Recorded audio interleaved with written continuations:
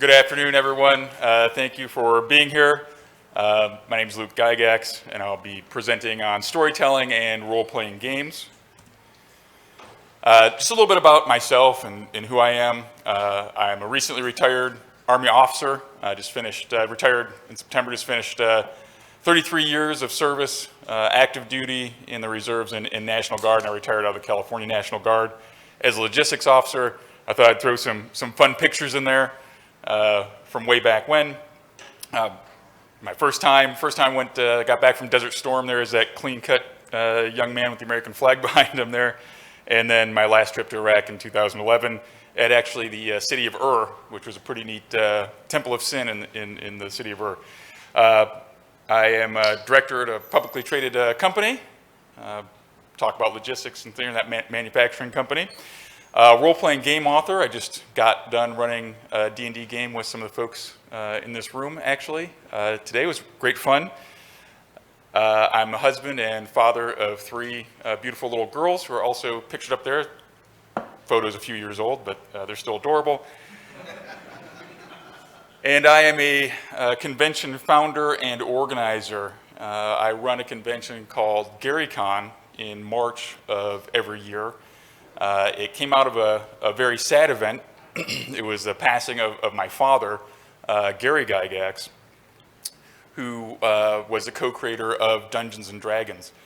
When he passed away March 4th of 2008, as anyone who's lost a parent knows, it's really a life-changing event. It can be very devastating. And it was no different for me. I certainly felt that. But what I did with that, what I realized is my father was important not only to me, he had impacted literally millions of other people through the creation of the game Dungeons and Dragons. And many of them felt a connection to him, whether they knew him personally or just through the game.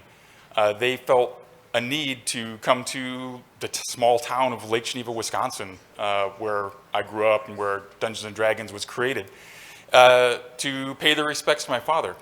So we had a small private funeral, and then my family and I organized a gathering, a wake, sort of, in a sense, where it would be appropriate for people who just came into town and maybe didn't know us to join us in kind of like fellowship. Play some games, watch the D&D cartoon and the Futurama episode that my father was in, share their favorite story about my dad or how he influenced them, whether directly or indirectly, and do what he loved most in life, which was play games. And that was really very cathartic. And so it grew into something that I did every year. And I thought I would just throw a game day and spend a few dollars and invite family and friends and just see who showed up. Well, the first year I did that in 2009, about 175 people showed up.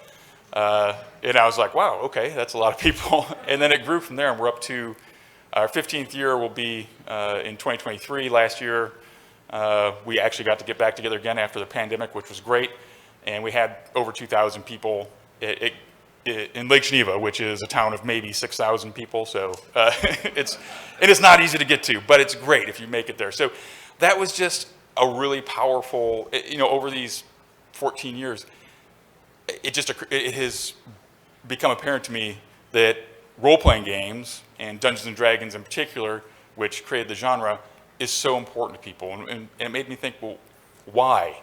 Why is it that people felt the need to contact me and say, hey, this is what Dungeons and Dragons meant to me. This is what it did for me. And I love hearing those stories, by the way. So if you have those stories and you see me, please share them, because it's amazing and it's such a wonderful legacy to be able to help carry forward. But it just occurred to me, like, what is it about role-playing games that connects with people and have this reaction? Not too many people will come up to you and talk about, an Uno game or Monopoly or Risk or something with such passion, right? It just doesn't happen. So what is it that's different? Well, Dungeons and Dragons was revolutionary, and I think we forget about that. I grew up with Dungeons and Dragons. I'm literally the first person who was raised on Dungeons and Dragons. Ever since I existed, I've been rolling dice. My earliest memories are playing Dungeons and Dragons. I literally couldn't write yet, and I was rolling dice and playing Dungeons and Dragons. So for me, it was something I took for granted. Well, everybody does this, right? Well, obviously that's not true. It's a unique situation. But, and I take a lot for granted. And I think a lot of maybe younger people especially do as well. For them, they've always been exposed to these elements of the role-playing game. Why? What makes it different? Well, it was a revolutionary game design, unlike for instance, Monopoly, or even a miniatures game. If you've got a sand table and played a miniatures historical war reenactment, right? There is boundaries. There's a map. There is a sand table. It's set in that space. You cannot go outside of it. There's no way in the game to go outside of that. In Dungeons and Dragons, you are unlimited. You're limited only by your imagination. And if you've been a game master or dungeon master, you know that your players will never go the way you think they will. Very, very importantly, role-playing is a cooperative game. It's not about winning, winners and losers. Right? There is no winner. You succeed or fail together, and you work your way through. And I think that's very important. In Monopoly, 2 people don't win Monopoly. The team doesn't win Monopoly. 1 person wins in Monopoly. 1 person wins Risk. 1 person wins in chess. The idea of progressive advancement. You go on an adventure, you play a game, you gain some sort of experience points, and you level up. That whole concept of advancing your character. When you play Monopoly, if you win the game and you're the shoe, you don't get a extra, a +1 on your die roll the next time, right? Your shoe doesn't go any faster. So that doesn't exist, right? You're not any better at handling money. You don't get like some sort of interest rate on your bank every time. And there's no set victory condition. So in D&D and other role-playing games, you continue on in a serial play until you kind of decide you're done, or you switch and go to some other adventure. But it's just like maybe a TV show that has seasons, right? It keeps going, you keep advancing, and you continue going through in serial. In Monopoly, you can't pick up Monopoly and set it up and do something more, right? It's done, you put it away, you open it back up, and you start fresh under the same parameters. So that's the revolutionary game design. So many things that we take for granted today. But at the time, in 1974, when it was published, that was a revolution. Today, Dungeons and Dragons and RPGs are entrenched in our culture. They influence so many different things. We have movie stars who are D&D players, right? Isn't that weird? Because when I was growing up, I'll let you know, for any of you who are a little younger, I'll let you know a secret, D&D wasn't cool. Yeah. They called us nerds and geeks and spazzes and stuff like that, right? It was not cool. It did not help. Did not help with the ladies as a young man to tout my prowess at Dungeons and Dragons. That was not the value added for me. But today, lots and lots of young people have Dungeons and Dragons clubs at schools, and they think it's neat. And it's funny that people play things associated with Dungeons and Dragons or Dungeons and Dragons directly, like Post Malone. He's a rapper. Some guy I would think would not play Dungeons and Dragons. Well, he played his first D&D game. He's a huge Magic fan, apparently, and he played his first D&D game with a friend of mine just a couple weeks ago. So I was like, what in the world? Post Malone is playing Dungeons and Dragons. What is this world coming to? But it's everywhere, right? And look at how much influence there's been. In 1974, on television, you wouldn't see too much fantasy. Sure, you might get Ray Harryhausen, Sinbad, right? Not the highest budget sorts of things, right? But now you've got things like Game of Thrones, tens of millions of dollars, right? Each episode that they produce, and they're just fantastic. Harry Potter franchise, major motion pictures. There's even hopefully going to be what appears to be a good Dungeons and Dragons movie, yeah. Scheduling issues, it's totally legit. Yeah, absolutely. That's right. As we know, when you're adults trying to organize a D&D game, there are always scheduling issues. And so we're just seeing, and obviously video games, right? Video games are great, and books. We're here at 20Books, right? That is, we're not writing detective novels as much and that sort of thing, or cowboys and Indian Western type of serials. We see a whole lot of fantasy, right? Sci-fi and fantasy, which are kind of related. All right, so how did we get there? How did we develop from D&D being created and published for the first time in January of 1974 to where we are today, where over 50 million have played the game, and it's throughout our culture. I think just about everybody has heard of Dungeons & Dragons at this point, and believe me, that was not the case. It was a small set. Well, in the 1960s, there was the launch of war games through Avalon Hill. Avalon Hill made a Gettysburg war game, and that really started a very small niche of war gamers, right? And there was a small core who did miniatures, battles, historical reenactments, and things of that nature. But this is very, very niche. Thousands of people probably played throughout the United States. And a lot of them happened to like sword and sorcery, right? So people like Robert E. Howard, Fritz Leiber, Michael Moorcock. My dad was one of these guys. He loved that sort of stuff. So he read, from the time he was a kid, all the pulp magazines. He loved Robert Howard, Fritz Leiber, Jack Vance, all these great authors and that whole genre. And he also got into wargaming. And he enjoyed playing Avalon Hill games, and he created his own games. He played a game called Diplomacy, which some of you may know. It's very dry. I tried playing it. It is dry, guys. This is about the driest game you can play. You have a map with different territories on it, and it's the 1900 or something like that, and you're trying to dominate, before World War I or in that era. And you got armies and navies. And it's just simple. If you have two armies against one army, you win. There's no die rolling. It's like, wow, this is dry. So, but people would play that game by mail, and what happened is, as they're writing their orders, their turn orders to go in there, some of these folks who tended to be from like science fiction, fantasy clubs, started using a literary voice as they were writing their turns. So instead of this dry, like, I move, one navy from this space to this space, they would write this whole message about the brave navies of, England are going to sail heroically into this, right? And they'd sign it with, their name, maybe, Secretary of the Navy or whatever it is. My dad was doing that. I was looking through a book called Playing at the World by John Peterson, which is a wonderful book that goes through the history of gaming. And there's a letter that he wrote for a turn that is addressed to his most Catholic Majesty, and he's writing as the Secretary of the Navy for the United States. It's talking about his turn, and they're joining to fight the Russians or whatever it is. And it obviously it could just be a very dry, here's my turn, right? But the use of the literary voice, kind of inserting itself in there into this dry board game, they're inserting their character, they're inserting narrative, right?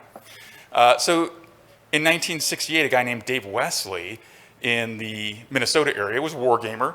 And he's like, well, this is kind of cool. How about I take a war game and I make a fictional war game in Braunstein set in Napoleonics, and everybody there is just going to play one person, and I'm going to give them all different victory conditions. And then I'm going to referee it, and they're going to write their orders to me or talk to me, and then I'll adjudicate what happens, kind of as it unfolds. Oh, that's a revolutionary idea. And people started assuming kind of characters and talking about what they were doing and intermixing. A guy played that, and his name was Dave Arneson, and he was also in this community, and he knew my dad. They'd worked on a game, Don't Give Up the Ship, or they were shortly after, which is a historical naval reenactment miniatures game. Anyway, Dave does this. He says, I'm going to do a fantasy version of this, but you are going to play yourself, and you're going to go down into underground caverns in this fantasy game, and we're going to see what happens, and you're going to fight fantastical monsters. Because my father, about this time, 1970, had created a game, miniatures rule set called Chainmail, and he had a fantasy supplement in there. And that introduced what a lot of historical wargamers were very disappointed in. Like, why the hell is there a troll in here, Gary? What are you doing? We're serious wargamers. Come on. What are you, a wizard with spells, right? But some people loved it, and Dave Arneson loved it. And so my dad and Dave got together after a Gen Con, which is a convention that my dad organized, which is now in Indianapolis and pretty big. And they talked about it. And my dad just had this eureka moment. He's like, oh my God, this is awesome. And so he sat down and he spent about 6 months refining these rules and came up with the original Dungeons and Dragons game. Well, when he presented it to Avalon Hill, it's like, you got it, this is an amazing game, this whole concept, look at all these cool things. And he's like, Gary, it sounds like a kid's game, no one's gonna be interested in that. We're a serious historical miniatures, historical board game. And so he went to his friend at Guidon Games, his little mom and pop place, and he's like, no, it's not very good. It's pretty high risk, Gary. Sorry, we're not going to do that. So my dad went out on a limb and created a company and published Dungeons & Dragons on his own. And it's another story how that came about. But let's just say he was taking a lot of risks. He had 5 kids. He was a shoe repairman at the time. And we were on welfare, and my mom would garden in order to feed us. So we were very, very poor. It was a pretty good investment, though. It turned out to be okay. So, all right, so D&D, it's published, it's out there. And there was 1,000 copies printed, and it took about a year to sell those first 1,000 copies, right? This was a game that was not digestible to the average gamer. You had to have Chainmail, and Wilderness Survival, I think, was the other game that you had to have. It wasn't called a role-playing game because that word didn't exist. That hadn't been invented yet, right? It had a very long title, which I forgot to write down. I apologize for that. But I think it was something like Fantasy Medieval War Game Played with Dice, Paper, and Pencils. So it did not roll off the tongue. So from this wargaming roots that we had, we started off, what did you do? Well, you're going to play a fighting man, or a cleric, or an elf, or a dwarf, because those were classes, right? Those were, it wasn't like today, for those of you who are role players, there's much more detail. And you would descend into a caverns or the crypts underneath a castle, into the dungeons, right? And you would go opening doors sort of at random, going into rooms, and suddenly in a room there'd be a giant snake or some orcs, and you would slay them, and undoubtedly they would have treasure. And that's how you advanced. So it was pretty basic. You'd go in there, kill monsters, get gold and treasure, and that's how you would go up levels, right? So that's kind of how it started. There was no rhyme or reason. How'd that dragon get in this 30 by 30 room? I don't know. You know, it just did. What does it eat? Shh, that's not important. What does it do the whole day when they're down here? What are these guys doing? There's like shaking a lot of dice and playing card games, or what are these orcs doing? Just never mind. They're there waiting for you to kill them. But it was tons of fun, right? So it was kind of that wargaming roots. Because what was the war game? Focus of wargaming was the combat, right? The battle. That was the exciting part that people liked, and so that's where the early games were focused. But I think there was kind of a revolutionary moment in the development of what role-playing games looked like. And there was other, knockoff Tunnels and Trolls and other games, other role-playing games were being invented. There was Metamorphosis Alpha from James Ward. So there was lots of cool stuff going on here, but D&D was by far the most popular one and kind of setting the trends. Some of you who are old school gamers may remember the Giant series or Against the Giants, right? Yeah, great modules. I had the pleasure of playtesting those with my first character, who was a ranger, right? So you can't get much better than that. Against the Giants as a ranger, and I was like 7 years old. That's awesome. So that was fantastic. But I got to roll lots of dice and kill lots of giants, which was very, very fun for me. But beyond that, there was a plot that was inserted into this series of modules that led from the setting of the hill giant chieftain to the glacial rift of the frost giant jarl to, what is it, the hall of the fire giant king? Did I get those right? It's been a few years since I've looked at those. But you have hints and clues and bad guys that escape and run off, and you have to chase them down. What is this? That sounds like plot development, right? And revealing stuff. Holy smokes, we've now gone from basically going into rooms and chopping stuff up and getting treasure, which is fun, to having things to discover, having to figure out some clues and put some information together. About this time, people started asking about, well, who are these kingdoms that we're working for and that sort of stuff. And so there was the Greyhawk, the world of Greyhawk was the official D&D world, my dad's world that he's creating. But really, there wasn't published material on it. It was just whatever he had, maybe in his mind, maybe a few notes in his notebook. Well, then he published the Gazetteer, which talked about some of the political relationships, who was there, what their goals were, what were some of the knighthoods and secret societies and other groups that are there. So we start seeing story development outside of simply combat in between what we would consider as our traditional adventures, right? So I think that was a big step. At the same, or close to that, video games were very, very, very rudimentary compared to today, certainly at that time, right? But they sort of mirrored, well, they do mirror a lot of role-playing game developments, right?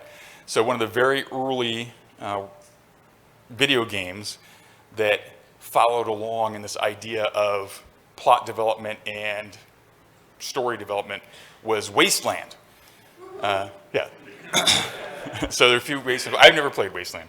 But my understanding is, in Wasteland, as you went through there, you would insert a floppy disk, and I think we're probably like the 5 1/4 inch? Was that what the floppy disk were back then? Yeah. And you had to stick it in there, and then you'd get, and it would save the information. So when you went back on the game, if you'd killed that creature, it was dead, and the treasure was gone, right? It didn't just reset. And so that was kind of like a momentous step too, right? So we're seeing this more development into story and carrying on and serial. I think so we started attracting a wider audience, I think, with those sorts of developments. Instead of just capturing wargamers, the idea of solving puzzles and doing some political maneuvering and things like that appeals to a wider audience, maybe some detective work, right? And I think in the 90s, there was another big development. The role-playing game Vampire the Masquerade came out. And man, was that a hit in the 1990, 1992 or so, that era. Vampires were all the rage, right? Playing a game of Vampire, though, not too often are you duking it out with people, right? Isn't it a bunch of talking and figuring out what's going on in court and this sort of stuff, right? Well, that's a whole nother audience that it opened up to. An audience that really wanted to look at romanticism and things of that. So here you're opening new dimensions into role-playing game, attracting a wider audience, because people still like to be immersed into these role-playing games. And obviously today, you see many, many role-playing games. I think even Wendy's had a role-playing game, right? Yeah, okay, so role-playing games may have jumped the shark at that point. Let's hope not. But there's role-playing games of all different sorts, and they appeal to various, they have different appeals for different audiences. So you can find a role-playing game that you like. There's even diceless role-playing games, right? Who the heck wants to do that, though, right? I love to shake the math rocks. All right, so what is the appeal of role-playing games? How can we boil it down? Why is it? And I would say to you, it's the storytelling aspect of role-playing games that is different than every other game that's out there, right? You are the protagonist in a game of Dungeons & Dragons. Sure, there's a game master or dungeon master in Dungeons & Dragons, and that person's responsible for framing out the plot or where the story is going to go, we think, right? But as you know, players have some voice in this. But that's a little bit different. I would say earlier, if we think back earlier, in the beginning, you would go into a dungeon, right? A dungeon crawl, if you remember what that is. For those of you who aren't aware, the dungeon master would create a map, and then he would keep that information secret. You wouldn't see the map, but they say, okay, you go 10 feet, 20 feet, 30 feet, you're standing in a four-way, where do you want to go? East, west, north. Okay, we want to go east. You turn east, 10 feet, 20 feet, there's a door to the north, or you can continue east. Right, so this map would be revealed to you as you go. You didn't have much say in what the map looked like as a player, right? You just reacted to what was going on there, and then you said what your character was going to do, mostly in the frame of combat, right? And what your abilities were. And the character didn't have secondary skills or anything of that nature. Basically, you had, well, this is your bonus to hit, here's your hit points, here's your armor class, here's the spells you can throw. All combat, combat, combat, right? So, obviously, as it developed, and we started doing some of these other things, the characters became more well-rounded. You had the advent of secondary skills, and then skills and percentages and things of that nature. So when we're at 5th edition, which is the most recent version of Dungeons & Dragons, there's a whole list of skills that you're proficient in or not. And so you're doing lots of different things. You're using investigation. You're saying, well, I have a history. Does a history help me? Can I figure out a clue from here? So there's all sorts of different things you're doing other than just combat. So in this game, these role-playing games, you're the protagonist. Unlike maybe, say, in a book or watching a movie, we have to select a book or movie or TV film where we identify, or it's going to connect with us, the protagonist has some sort of connection. We can see ourselves in that protagonist. Isn't that the best, in the best form of a story? We identify with some portion of that. And the creator of that is really exploring various parts of that character, right? But we're observers. We may identify with it. We may learn something about it. But it's up to the director. It's up to the author to really pull that out. Well, in the role-playing game, you are the protagonist. You and the team who are going adventuring are the protagonist. And you get to really decide what character traits you want to focus in on and what elements of your character you want to explore. And I think that can be really useful, right? Maybe at this point in time, you're thinking about some problems, or you want to practice some skills, right? Well, maybe you're not really great at speaking up for yourself. Well, if you're playing a barbarian, and maybe you want to be the one who's speaking up and leading the party, you might be able to wear that persona and work on those character traits, right? And develop them, and then take those skills that you've learned in-game with you outside of the game. So that's appealing, right? But you are the protagonist. You get to focus in on what you want to with your character. And you have agency in the story. As you've seen as we develop and went from kind of the wargaming roots, dungeon crawling, there's more involved outside of just the combats, right? And as game masters have learned, you have to be able to react to what the party wants. If you don't, they're going to accuse you of putting them on rails and taking them on a railroad ride, right? And nobody likes that. So I think as GMs, we've learned if they go and they take a left when you think they're going to take a right, and they don't do that, that's okay. You can, just like it's a parenting skill I learned, we can redirect our players, right? Oh, you went left? Oh, guess what? That's over here anyway. So they have the perception of agency, but I'm really still giving them what I wanted to give them, right? So that's a sneaky trick. Now, don't tell my players that, all right? But there's times when really they're going to make decisions and they're going to help you out. And oh, guess what's another thing? You may have figured out, or you may have a puzzle or a rhyme or a reason why what's going on in the story or what the big bad evil guy is doing, and then you hear the players talking. And they're like, wait, maybe it's because of this. And you're like, whoa, that's like 10 times cooler than the idea I had. And so you're like, oh, what was that again? And you write it down real quick. And then you use their idea, and they're like, wow, you guys are really smart. You figured that out. It was amazing. Again, don't tell my players. So I think that's a really wonderful, part of what role-playing has become and why it appeals to us. Story. What is storytelling? What's the purpose of storytelling? Well, I think, it's really the core of culture, right? Isn't it storytelling? We've done storytelling, what, tens of thousands of years, maybe longer? Yeah, it gives us the core of what our culture is. It tells us what values we want to espouse, right? It passes on traditions. What are we fascinated by as a society, right? All these things are reflected in our storytelling. And what stories we choose to tell, what stories resonate with various generations, that changes too, right? So Dungeons and Dragons and role-playing games really are storytelling, right? And it's storytelling where your players have much more direct connect to what's going on in the story. They're participating in the story. They're choosing what their character is what traits are being focused on, and they have agency. Where are we going to go? What are we going to do? Are we going to go and talk to the Duke about this instead of go and try to slay the big bad evil guy? Are we going to go try to recruit some help? Are we going to try to apply political pressure on something else? What are you going to do? Maybe it's something we haven't thought of as a game master. As a game master at all, and we have to react.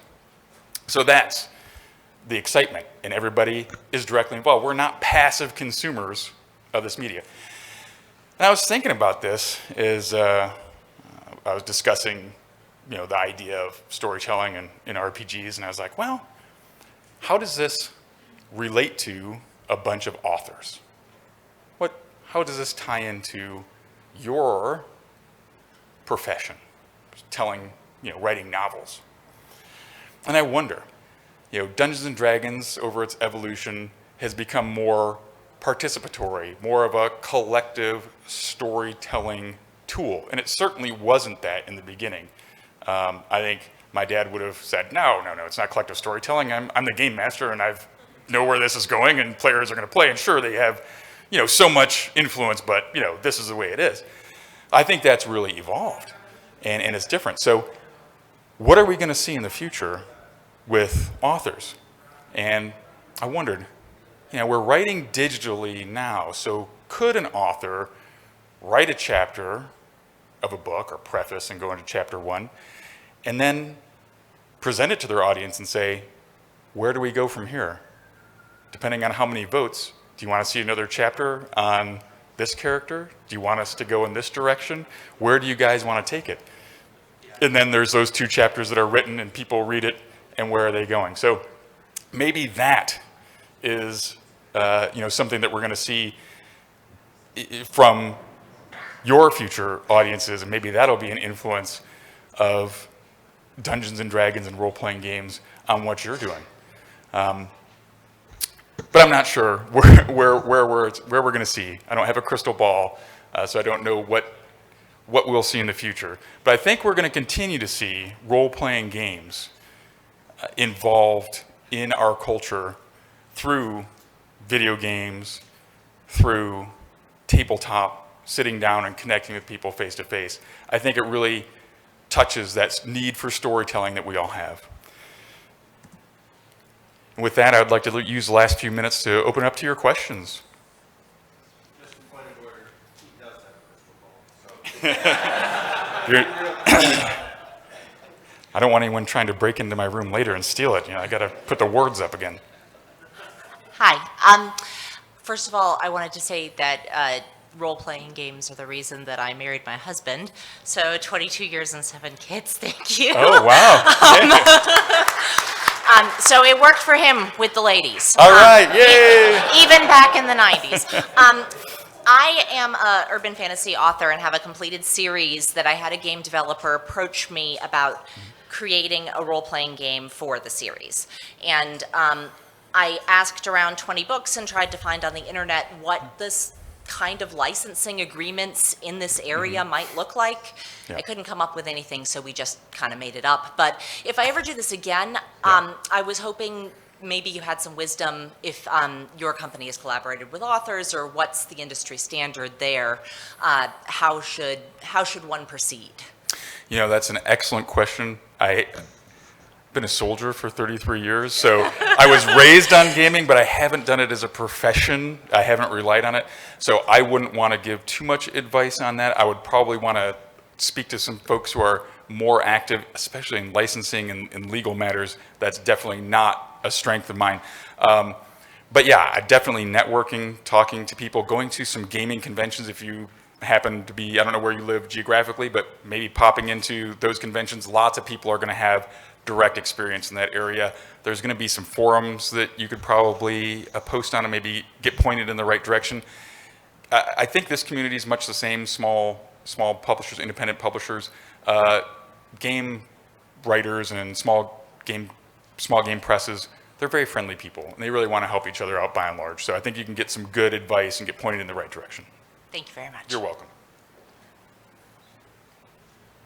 Anyone else? They all want to play. Don't be. They want to play. All right, who brought their dice bag? All right, you got your 20, so it's good. All right, we have a gentleman at the podium. Hey there. I'd like to book in that with I did meet my wife through role-playing games, so. All right. See, now that does happen, but I'm just saying it didn't happen a lot, though. That's all I'm saying. We still play together. She gives me grief. Yeah, that's why not? Who here met their spouse through role playing? All right, that's a pretty good amount. So, yeah, it's a bigger number than expected. So, you know what? And I think the secret or the thought was, well, girls don't really play role playing games back then, right?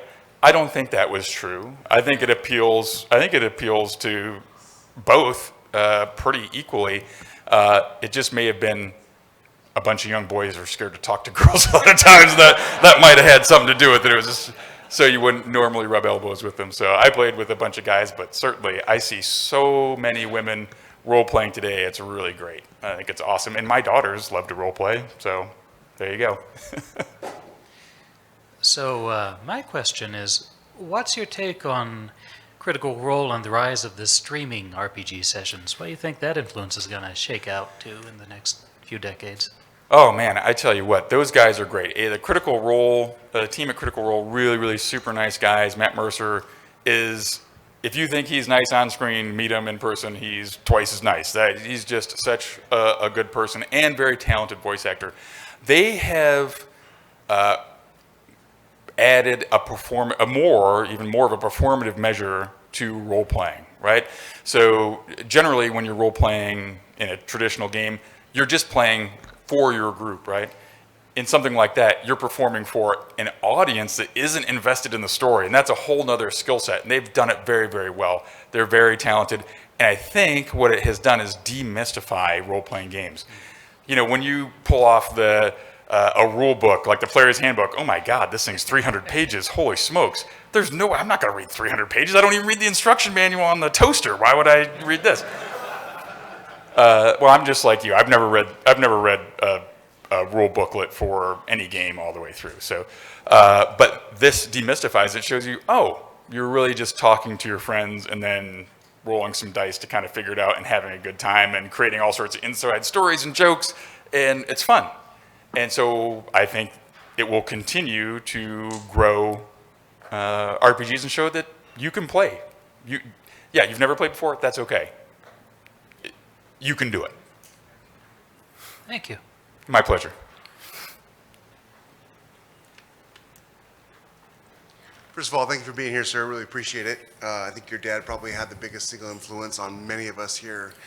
An influence that I think a lot of famous people think that they have, but not really. My name is Jeff Haskell. I'm a best-selling author at USA Today, and I'm right now one of the top military sci-fi authors on Amazon. And I have wanted my whole life to write a D&D book or a Shadowrun book or some sort of tie-in fiction. And when I was a kid growing up, you had Margaret Weis and Tracy Hickman and you had R.A. Salvatore, all these awesome authors doing that. And it doesn't seem to happen much anymore. Do you see the tie-in novels coming back anytime soon? Or how do you feel that's going to shake out? Because, boy, if we do that. I don't know. With Wizards of the Coast, it's hard to predict. I think they're really going directing into digital video games and that sort of thing. So I don't see them probably developing graphic novels or things of that nature. Some of the smaller companies may, and I guess you specifically want to write under that aegis, right? Like, this is a Well, I mean, Pathfinder novel. yeah, you know, Okay. I'll write for you guys too if you want. Okay, you know. yeah, great. Okay, yeah, that's a. Maybe we I got should my do that. We'll Crown do like Royal set in the bag world upstairs, so All right, you probably got your card with you too. I mean, yeah. We'll talk. You know, I hope so because I think some of those are so much fun. I used to like to read like the Star Wars world novels, or was it Timothy Zahn that did some of those? Those were fantastic, man. I love those. So I sure hope so because it can introduce an audience that maybe hasn't played the game but thinks those are cool. Man, I would like to play that game. So I think it's an opportunity to reach new audiences. But as far as insight as to whether that's going to make sense to license it, I don't know. But you could maybe go to one of those licensing conferences and see if you can't be the guy to do it. thank you, sir, very much. All right, take care. Okay, good. So I actually have two things. To answer his question, I do have it on very good authority that the industry, both the video, film, television, all that kind of stuff, as well as the gaming industry, are getting back into tie-ins. So that is something that they're building on and are going to be producing heavily on. They're already in progress on many IPs that you will recognize, then you'll start seeing them.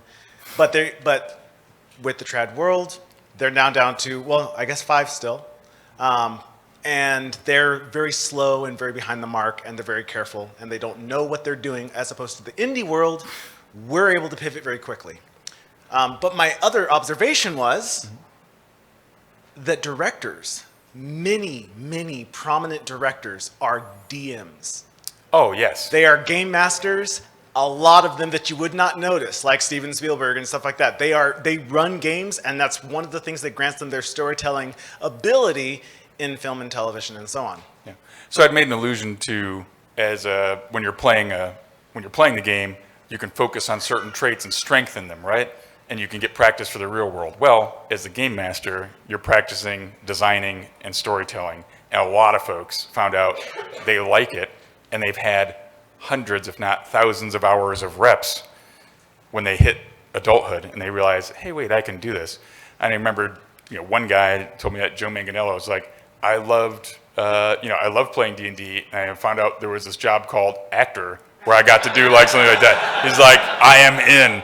And of course, he loved Dragonlance and Sturm the Paladin or whatever was his big thing. Yeah, that's like his favorite character. So, but anyway, yeah, definitely.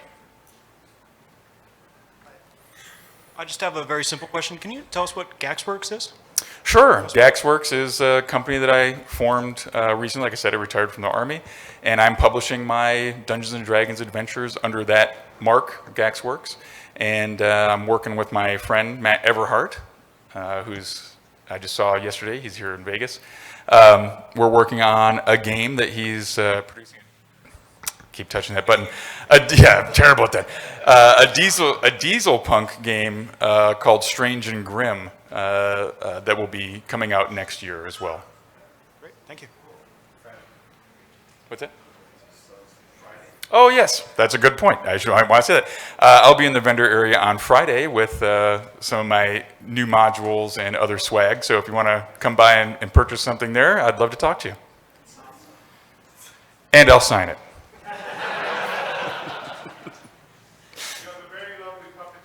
Yes. You're always behind the wheel. Tip your wait staff. Thank you very much. All right, if there's no more questions, thank you very much for your attention. I appreciate it.